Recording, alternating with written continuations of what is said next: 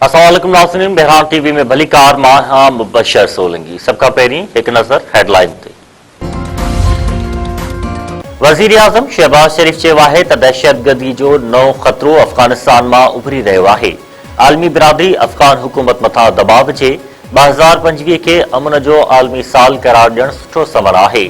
तुर्कमानिस्तान जे शहर अशोकाबाद में आलमी फोरम खे ख़िताब कंदे वज़ीर आज़म शहबाज शरीफ वधीक चयो आहे त पाकिस्तान आलमी अमन लाइ किरदार अदा कंदो रहंदो। तकरारनि जो पुरअमन हल पाकिस्तान जी परॾेही पॉलिसी जो अहम जुज़ आहे। वज़ीर आज़म शहबाज शरीफ समेत आलमी अख़बारनि पारां तुर्कमानिस्तान जे यादगार गैर जानबदारी ते हाज़िरी भरे गुल रखिया।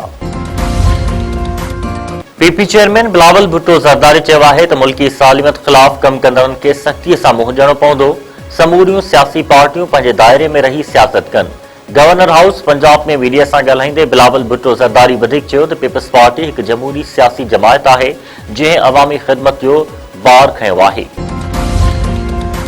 तरक़ियाती स्कीमूं घटाए वेंदियूं। ग्रेड 17 खां 22 जे ऑफिसरनि जा असासा पब्लिक कया वेंदा। सूबाई या वफ़ाक़ी हुकूमत कणक जी ख़रीदारी लाइ इमदादी क़ीमत मुक़ररु न कंदी।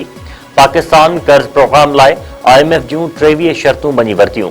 IMF जो चवणु आहे त हुकूमत हिके ॾियारियो आहे त शुगर सेक्टर मुकमल तौर रेगुलेशन खां आज़ादु हूंदो। भाण ऐं कीड़ा मारींदड़ दवाउनि मथां एक्साइज़ ड्यूटी में 5% इज़ाफ़ो कयो वेंदो। बिजली सिस्टम में नुक़सान खे घटायो वेंदो। करंसीअ खे लचकदार रखियो वेंदो। कराची में ॿ धारदार रोड हादसा, नींगर ऐं औरत समेत 4 ॼणा फौत। सुपर हाईवे ते बहरिया टाउन भरिसां तेज़ रफ़्तार ट्रक ऐं कार में टक्कर। हादसे में औरत समेत 3 ॼणा मौके ते फौत। कोरंगी वारे इलाइक़े में टैंकर जे टक्कर में 12 वरनि जो ॿारड़ो हयाती विञाए वेठो। ठट्टो वेझो जवाबदार भाउ खे क़त्ल करण बैदि पाण बि आपघात करे छॾियो। KGA मोरी भरिसां भाइरनि में मामूली ॻाल्हि तां झेड़ो। फायरिंग में नसीर पलीजू मारिजी वियो। ॿियो भाउ लधो पलीजो इस्पताल में ज़ख़्मनि जी सट न सहंदे फौत। वारसनि जो चवणु आहे त लधो पलीजो भाउ खे क़त्ल करण बैदि पाण खे गोली हणी आपघात कयो आहे।